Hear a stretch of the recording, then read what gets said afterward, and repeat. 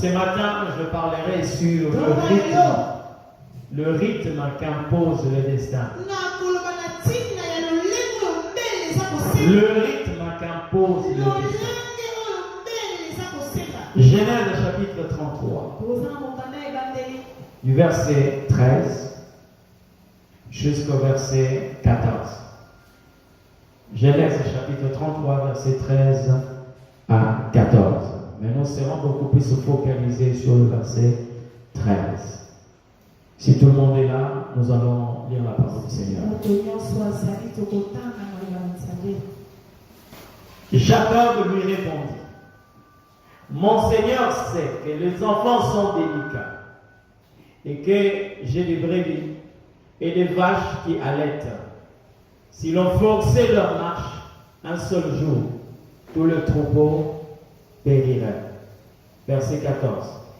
Que mon Seigneur prenne le devant sur son serviteur, et moi, je suivrai lentement au pas du troupeau qui me précédera, et au pas des enfants, jusqu'à ce que j'arrive chez mon Seigneur à Séir. Quelqu'un dit Amen. Que l'Éternel Dieu nous bénisse. Bien aimé, le texte que nous venons de lire ici concerne Jacob. Pour ceux qui lisent la Bible connaissent cette histoire. Jacob et Ésaü, les deux frères qui sont rentrés en conflit. Jacob est allé chez Laban, c'est son oncle, et Ésaü est resté auprès de ses parents. Il va décider, Isaac va décider quelque temps après. Mais écoutez-moi très bien. Comme ils avaient eu un problème, un conflit qui les opposait, parce que Jacob avait volé la bénédiction d'Ésaü. Alors Ésaü avait gardé une rancœur. Il a gardé une rancune contre son frère. Même les années plus tard, plus de 14 ans, ce n'est pas 14 ans, mais plus de 14 ans. Parce que déjà, Jacob dans son mariage, pour avoir ses femmes, il a eu à faire 14 ans. 7 ans pour Léa et 7 ans pour Rachel. Mais c'était plus que ça. Le jour où Jacob se lève pour rentrer dans l'endroit où l'Éternel avait assigné pour lui, on lui fait savoir que Ésaü est en train de venir à sa rencontre. Mais comme Jacob savait qu'il y avait des antécédents avec son frère, qu'est-ce qu'il fait? Alors il va offrir à son frère une bonne quantité de troupeau, croyant qu'il allait peut-être le tuer pour tirer vengeance de ce qu'il avait fait. Mais Dieu avait apaisé la colère d'Ésaü. Et quand les deux frères se sont rencontrés par la grâce de Dieu, ils ont tué leurs différends, ils ont tué leurs querelles, et ça est venu se jeter au cou de son frère. Ils ont pleuré ensemble et ils se sont échangés des nouvelles. Qui sont ceux-là? Jacob dit, ce sont les enfants que l'Éternel m'a donnés. Voici Rachel, voici Léa, Zilpa et Bilda qui sont nos servants. Ce sont là les enfants que l'Éternel m'a donnés. Il a présenté tous ses enfants. Alors Ésaü va dire à Jacob, allons ensemble. Mais Jacob sait que Dieu n'avait pas appelé Jacob de manière à vivre ensemble avec Ésaü. Bien qu'ils étaient des frères, mais ils n'avaient pas le même destin. Bien qu'ils étaient des frères, mais ils n'avaient pas la même lumière. Jacob, conscient de cela, il dit à son frère, il dit ceci: les enfants sont délicats et j'ai des brebis, des vaches qui allaitent. Si l'on force la marche, je peux perdre tous ces troupeaux. Écoute-moi très bien. Écoute-moi très bien. Une parole qui est sortie de la bouche de Jacob. Une parole d'une profondeur incomparable. Il dit, j'ai des enfants. J'ai des troupeaux. Alors si je force la marche, dis après moi forcer la marche. C'est-à-dire ce que tu as à un rythme qui t'impose. Tu vas marcher comme les gens veulent. Mais comme ce que tu as. Jacob n'a pas voulu suivre Esaü. Là où nous sommes en train de parler, il n'y avait plus de problème entre Jacob. Mais Jacob s'est rendu compte. Moi, je peux marcher. Moi, je peux te suivre. Moi, je peux être côte à côte avec toi. Mais regarde ceux qui sont avec nous. Ne peuvent pas supporter la vitesse que nous pouvons adopter. Sinon, nous allons tuer tout cela. Écoute-moi très bien. Vous savez, dans la vie, bien aimé, vous n'êtes en compétition contre personne. Est-ce que quelqu'un m'entend ce matin? Vous n'êtes pas en compétition. Bon, j'ai entendu quelquefois certaines personnes aussi. Et surtout les chantres, quelquefois ils nous font manger n'importe quoi. Et quand vous n'êtes pas fermé, ces genres de paroles peuvent vous désorienter.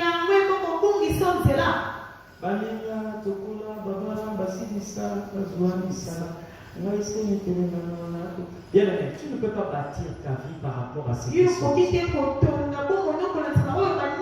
que quelqu'un comprend ce matin que tu es en compétition contre personne?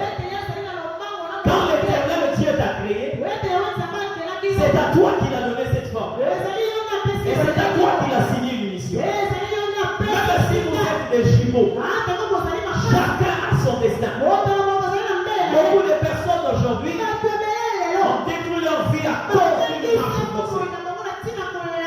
Une marche forcée. On veut même forcer la nature, quand même la nature n'accepte pas ce que vous voulez. Vous savez pourquoi Absalom est mort? Absalom c'était le fils de David. Il est mort pourquoi?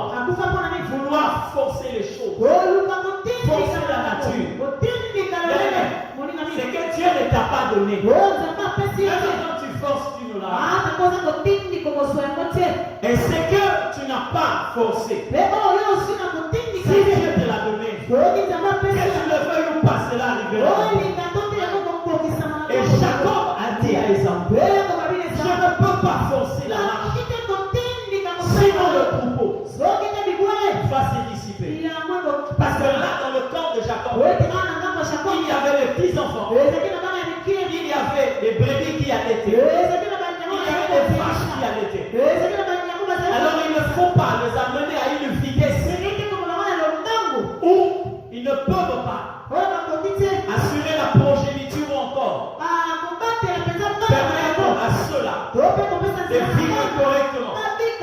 Écoutez, tel que je suis là, si je suis en train de marcher, donc je fais ça. Vous voyez l'écartement de mes jambes? Quand je prends un petit enfant et que je vais marcher avec lui, je dois tenir compte de l'écartement de ses jambes. Parce qu'on peut vouloir amener un enfant à la vitesse de mes jambes, vous allez le traîner dans la poussière. Il va tomber à chaque instant. Bien aimé, vous êtes ici. Dieu est en train de marcher avec vous. Est-ce que quelqu'un est sûr qu'il est en train de marcher avec Dieu? Vous êtes sûr? Mais vous connaissez la taille de Dieu? Est-ce que vous connaissez la taille de Dieu? La Bible dit ceci. Les cieux sont le trône de Dieu. Et la terre sont ma vie. Je l'ai dit une fois ici. Dieu pour être dans le monde Dans le parc du monde, je ne parle pas de la terre, l'univers. Pour que Dieu soit dans l'univers. Amen. Il doit s'asseoir. Vous avez un véhicule? Vous êtes déjà rentré dans un véhicule? Je n'ai jamais vu quelqu'un rentrer dans une voiture. Je ne parle pas d'un camion. Une voiture. Il doit s'asseoir. Voyez la taille que j'ai là. Si je rentre dans cette voiture, il faut que je m'asseye. Maintenant, regardez la taille de Dieu. La taille de Dieu. Mais quand vous dites que Dieu marche avec vous, il marche comment? Est-ce qu'il a compris? C'est pas. Oui, il marche par rapport à l'écartement de vos pas. C'est là où on parle de la patience de Dieu. Regardez comment Dieu marche. Même là où vous êtes là. Pour que vous puissiez devenir ce que vous êtes aujourd'hui. Dieu est patient. Il était patient. Parce que pendant que vous étiez en train de vous voter dans le péché, Dieu était patient. Il savait que vous allez obéir un jour à la fois. Vous allez obéir un jour à la paix. Dieu était patient. Pendant que vous étiez en train de vous voter dans le péché, dans le vol, dans l'activité, dans le culte, Dieu était patient. Et lorsque vous tombez, il était là. Il vous attendait pour que vous puissiez vous relever.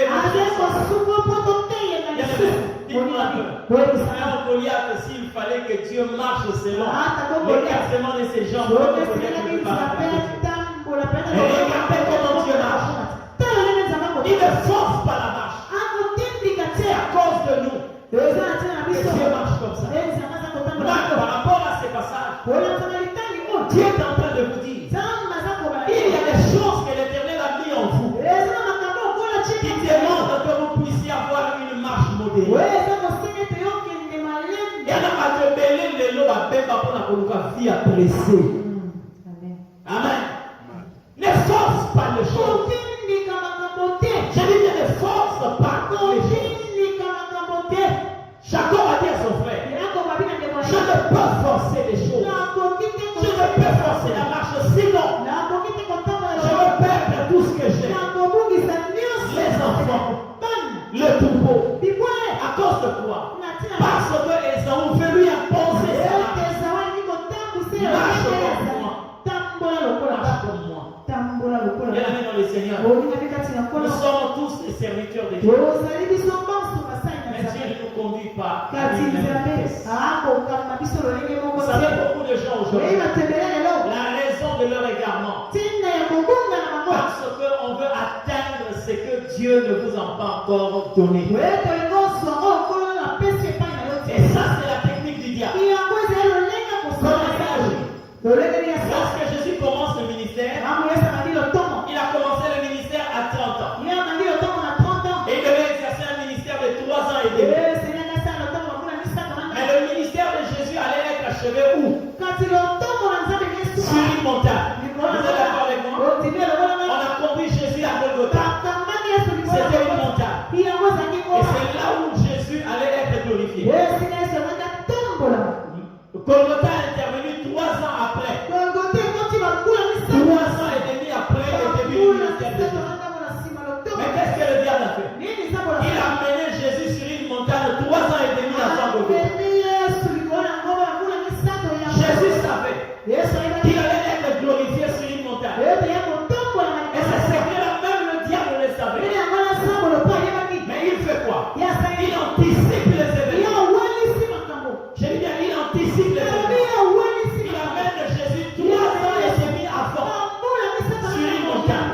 Et il parle de quoi? De la gloire. Il dit prosterne-toi devant moi. Tu vois toute cette gloire, cette économie. Je te donnerai tout ça à une seule condition, si tu te prosternes devant moi. Mais Jésus, connaissant le temps de Dieu, il a dit au diable, arrière de moi. Il a chassé le diable. Mais pourtant Jésus était appelé à la gloire. Mais bien aimé dans le Seigneur, dans la vie, mets ça dans ta tête.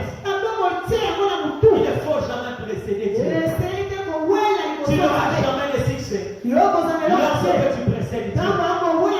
Tu vas aussi souffrir dans la vie lorsque tu viens après Dieu. Et si tu veux réussir avec le Seigneur, il faut comprendre les mystères de Dieu. Et il signifie Dieu avec les hommes. Alléluia. Mais combien de personnes aujourd'hui veulent précéder Dieu? Combien de personnes? Alléluia. Combien? Le domaine dans lequel je suis.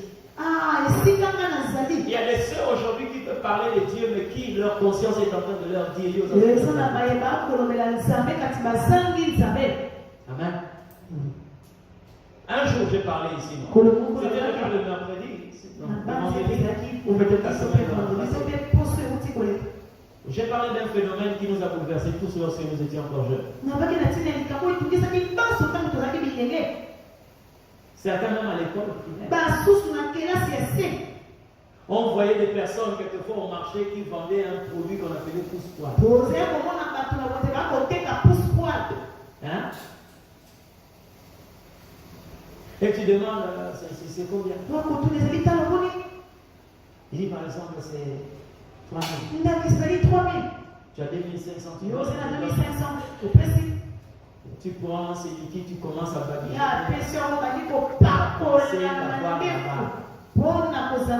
Et si ça ne tient pas la prochaine fois, tu vas prendre encore un autre. Et quand tu lui dis que non, j'avais acheté ça, il dit non, il y a beaucoup de faux.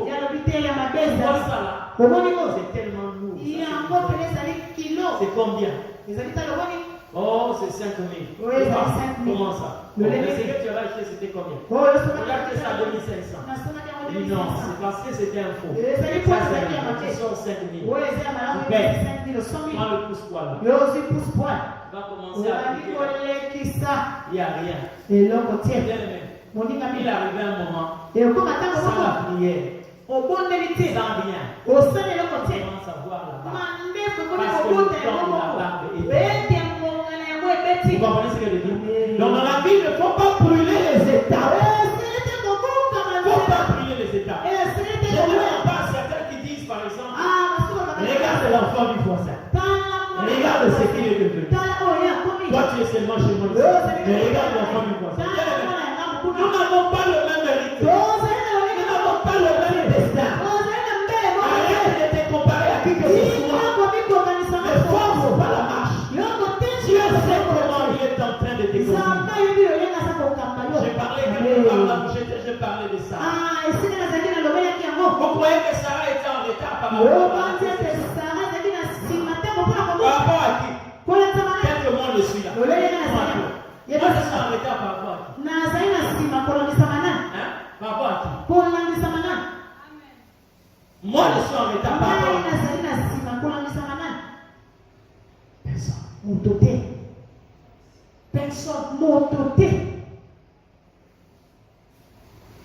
Personne. Dieu sait ce qu'il est en train de faire. Quant à moi, accepter la volonté de Dieu et de m'amener là où l'Éternel est en train de m'amener. Non seulement là, mais comment? Et à quel rythme? Dieu est en train d'amener. Je vais te dire une chose. Dans la vie, ne décolle jamais comme un hélicoptère. Tu dois décoller comme un avion. Le décollage d'un avion est justifié. Ça commence par le bas. Un hélicoptère, lorsqu'il décolle, c'est comme ça. Dieu ne fonctionne pas comme ça. Alléluia. Il ne fonctionne pas comme ça. C'est comme ça que quand Jésus est arrivé, Esaïe a posé une question quand il parle du ministère de Jésus. Qui a répondu le bras de l'Éternel? Et il s'est élevé comme une faible plante. Et lorsqu'on dit la faible de comparaison, c'est que Jésus n'était pas faible. C'est la vérité. Mais la manière dont il s'est manifesté, c'est comme un homme faible. C'est lui le Dieu puissant. Dieu travaille comme ça. Dieu travaille comme ça.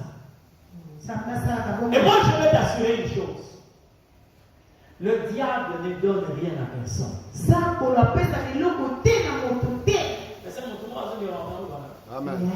diable a les deux compris ça. Amen. Si le diable avait quelque chose à nous dire, vous allez remarquer quelque chose. Pourquoi est-ce que tous ces enfants de rue là traînent là, des chèques là?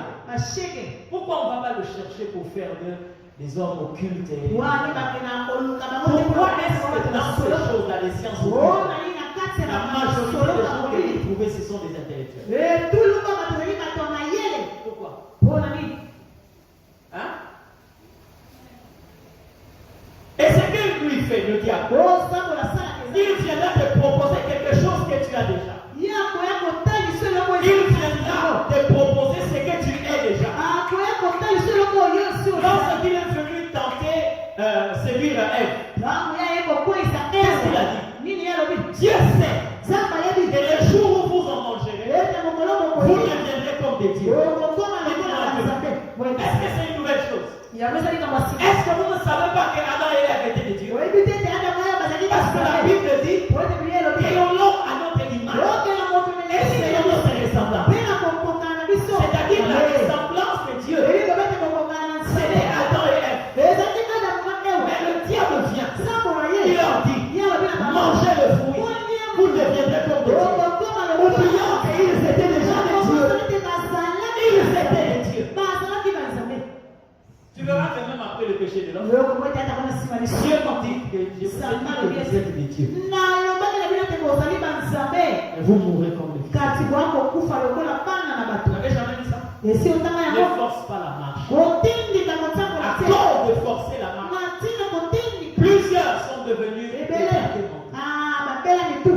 plusieurs ont détruit leur vie. Plusieurs se sont égarés. Plusieurs aujourd'hui ont perdu le passé. À cause de forcer la marche. Dieu sait comment il est en train de s'amener. Tu n'es pas en retard. Tu es en compétition contre personne. Alors laisse Dieu te conduire comme il veut te conduire. Il y a des choses que l'Éternel met dans l'homme. Il exige que l'homme suive le rythme de ce que Dieu a placé en lui. Dieu savait que Joseph était appelé à devenir gouverneur. Mais comment il allait accéder? Il allait interpréter les songes de Dieu. C'est-à-dire, quand Joseph naît, l'Éternel avait déjà placé ses dons. D'accord? Et pendant que Joseph grandissait, il a commencé d'abord à faire les songes avant d'interpréter les songes. Et quand lui fait le songe, il n'a pas d'interprétation. Il va auprès de son père. Il dit voilà le songe que je réalise. Et c'est le père de Joseph qui va interpréter. Est-ce que moi et ta mère nous allons nous poser? Après il dit donc tes frères vont se prosterner. Joseph capte l'interprétation. D'accord? Mais ce n'était pas demain. Au lendemain de ces songes-là,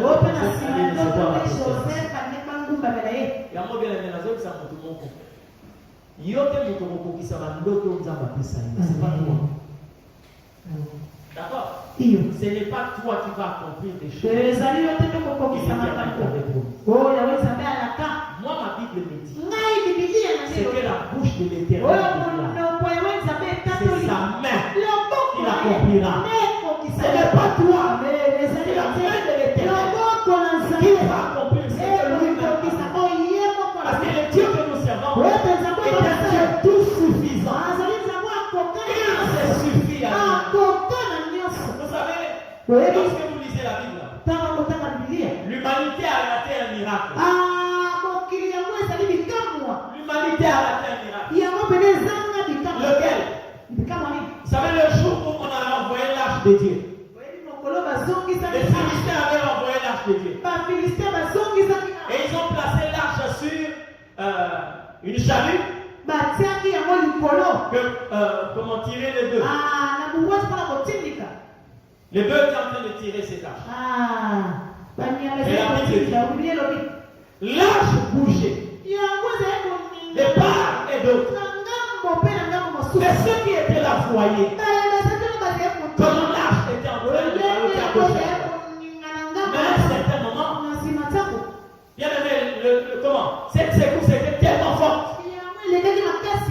que certainement l'arche avait pris une position qu'elle voulait tomber. Un homme nous a fait la terre miracle. Il s'appelle Uza. Lorsqu'il a vu l'arche s'est penché d'une manière terrible, au lieu de laisser Uza a soutenu l'arche. S'il avait fait une bonne chose, pourquoi l'Éternel l'avait tué? Pourquoi Dieu l'avait tué? Amen. Dès qu'il a touché l'arche, la Bible dit Dieu l'a frappé au même moment. Et il est mort. Il n'est pas tombé malade, mais il est mort. Mais or, c'était une opportunité que Dieu avait donnée à l'humanité pour montrer aux hommes. Et Dieu dit c'est suffit à Dieu. Bien aimé, lorsque vous regardez le ciel, regardez ces plafonds qui nous entourent. Est-ce que vous avez vu ne fût-ce qu'un seul poteau qui le soutient? Non. Aujourd'hui, on allait parler d'autre chose. Si vous n'en avez pas touché là, on allait découvrir une autre dimension. Une autre dimension. Parce que l'arche était la représentation. C'était l'ombre de celui qui devait venir. Parce que l'arche est aussi une personne. Jésus, c'est l'arche personnelle. Amen. Si déjà le Christ lui-même, pendant qu'il était au milieu des hommes, à un certain moment, il a commencé à monter devant les hommes. Il montait. C'est pour vous faire savoir que la notion de la pesanteur ne pouvait pas agir sur lui. C'est pourquoi un jour même il a marché sur l'eau. C'est quoi là? Il ne pouvait pas l'amener dans l'eau. Il fallait laisser l'opportunité de le prendre des coups. Comment est-ce que l'arche pouvait même flotter dans les airs? Parce que ça parlait de Dieu lui-même. Ne précipite pas les choses. Dieu sait ce qu'il a placé en toi. Et les choses qu'il a placées en toi, respecte une vitesse que l'Éternel Dieu a déterminée. Amen. La grâce que l'Éternel a déposée en toi, respecte un rythme que l'Éternel a déposé. Joseph n'a pas filé les étapes. Dieu ayant la grâce de Dieu.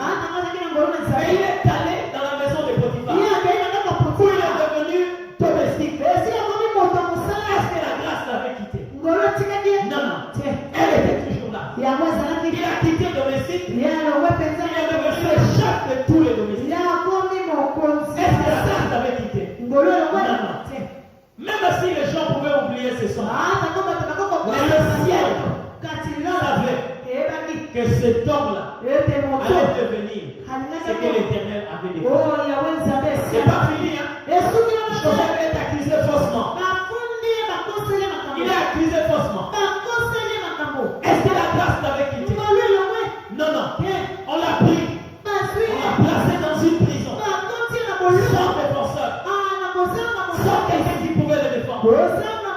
Il est placé dans une prison. La prison où le roi détenait. C'est vous. Dans cette prison-là, c'est lui qui envoyait les gens là-bas. C'était le roi. C'était une prison pour le roi. Maintenant, Joseph, ce n'est pas le roi qui l'a envoyé là-bas. C'est Potiphar. C'est-à-dire, le roi ne connaît même pas ta situation. Donc, parce que celui qui faisait sortir les gens, c'est seulement le roi. Mais le roi ne connaît pas les dossiers de Joseph. Mais est-ce que la grâce avait moisi? La grâce était toujours là. Jusqu'au temps marqué par l'Éternel. Le roi a fait un songe. Et personne n'était capable d'interpréter ce songe. Alors on a rappelé au roi. Il y a un jeune homme dans la prison. Il est étranger. Il s'appelle Joseph. Il a la possibilité d'interpréter les sons. Et le roi dit, dans la main ici, on a sorti Joseph. C'est présenté devant le roi. Le roi n'a pas dit que voilà, tu as fait un songe un jour. Non. Le roi parle de son songe à lui. Mais entre-temps, Joseph a aussi ses songes à lui. Et le roi dit par la suite, qui est cet homme qui peut gouverner l'Égypte si ce n'est cet homme? La prophétie s'est accomplie. Il n'y avait aucune force de la part de Dieu. Il n'y avait aucun forcing de la part de Joseph. Dieu lui-même. Vous comprenez ce que je dis? Dieu. Il est arrivé là où il devait dormir. J'ai dit à quelqu'un ce matin, ne force pas la marche. Dieu sait ce qu'il est en train de faire. Amen. Dieu sait ce qu'il est en train de faire. Les retards, c'est par rapport aux hommes. C'est pas par rapport à l'éternité. Quelqu'un dit Dieu ne vient jamais en retard. Même quand quelqu'un décède, Dieu n'est pas en retard. Même quand la maladie atteint le niveau le plus élevé, Dieu n'est pas en retard. J'ai dit bien Dieu n'est pas en retard. Amen. Moi, ma Bible me dit, est-ce que la nature ne vous connaissez l'écolier le plus vieux du monde? L'écolier. Le plus vieux du monde. C'est une dame. On a fait même un film sur elle.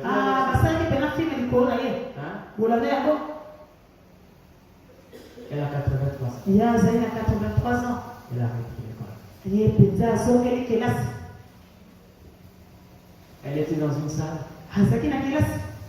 avec des enfants comme de Manassé, comme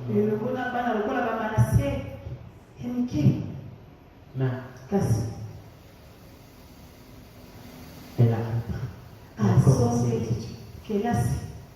Aujourd'hui, le monde entier est en train de parler de ça. Amen. Mais vous allez croire qu'elle était en retard. Dieu avait fait des sortes dans son destin qu'elle sorte la tête de cette façon-là. Dieu a prévu que les choses soient comme ça. J'étais à Brazzaville. J'ai vu un mariage qui a commencé avec 20 enfants. Hein? Le mari avait 11 enfants. Il a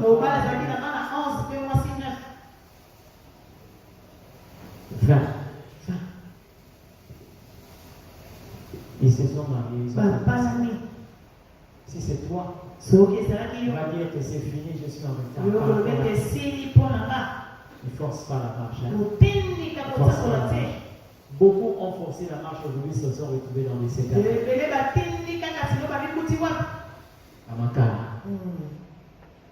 Amen.